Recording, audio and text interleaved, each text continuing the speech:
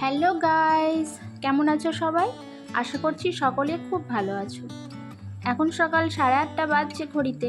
মিঠাই খেলা করছে আর মা উঠোনে গোলা দিচ্ছে। এখন মিঠাই রেডি হয়ে গেছে, স্কুলে যাবে। কি করছিস তুই? নাও ব্যাগ নাও।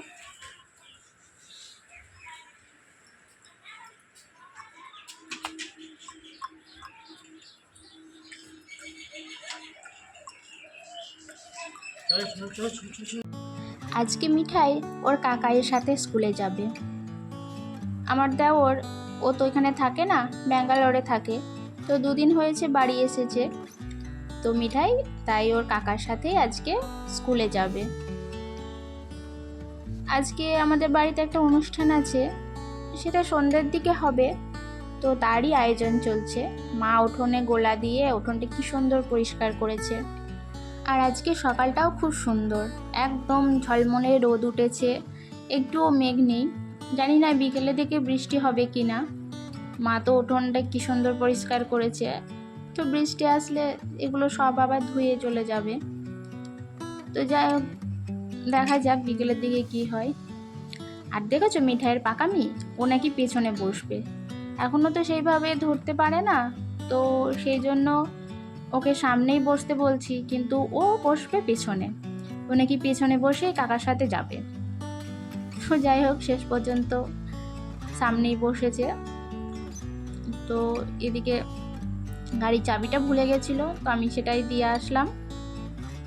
তো কিছুক্ষণ পরেই আবার আনতে যেতে হবে ওকে। 1 ঘন্টার মতো তো স্কুল হয়, তারপরেই আবার বাড়ি চলে আসবে।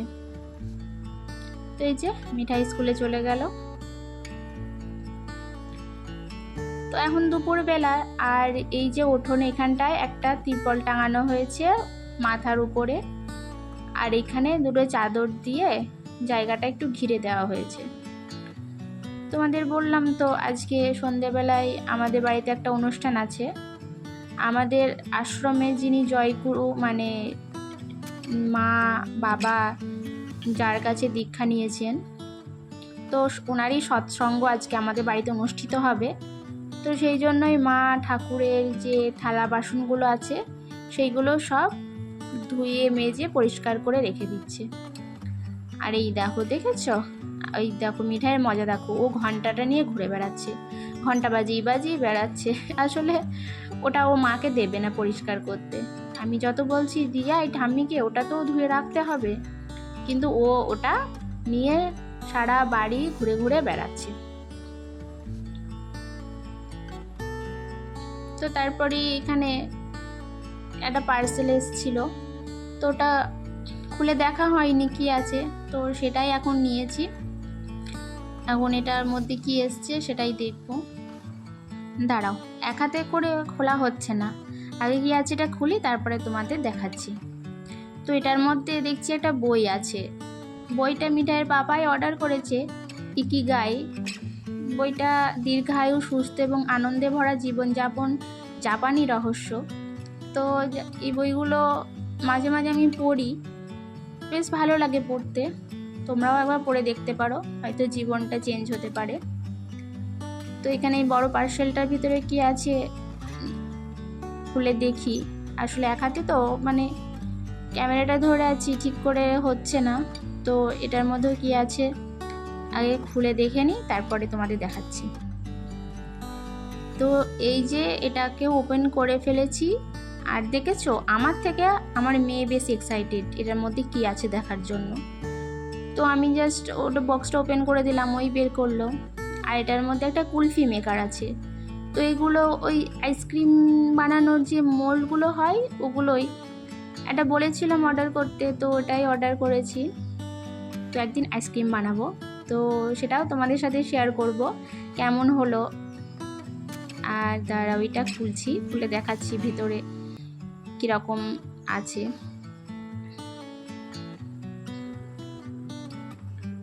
তো এই যে মিঠাই এখন বের করছে।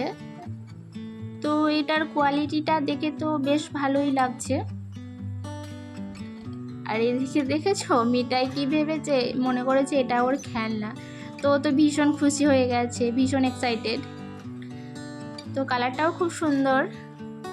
একদিন আইসক্রিম বানাবো আর তোমাদের সাথে শেয়ার করব।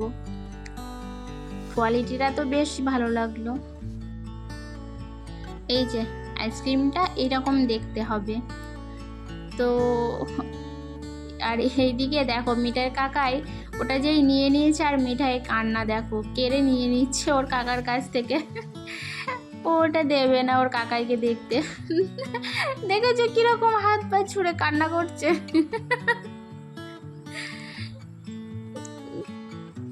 এখন সন্ধেবেলা, মানে সন্ধ্যা অনেকক্ষণ আগেই হয়ে গেছে। তো আজকে তো আমাদের বাড়িতে জয়গুরু সৎসঙ্গ হবে, তো তারই আয়োজন চলছে এখানে। এদিকে কাকিমা ভোগের যে লুচি সুজি হবে সেটা রেডি করে নিচ্ছে, মানে হয়ে গেছে তৈরি করা। আর এইদিকে পাড়ার ঠাকমা বৌদিরা মিলে যে প্রসাদের জন্য যে লুচিগুলো হবে সেগুলোই তৈরি করছে। আর ওদিকে মা দিদা পুজোর যে ফলমূল আছে সেগুলো সব কাটছে। তো সবাই মিলেই জোগাড় করছে পুজোর।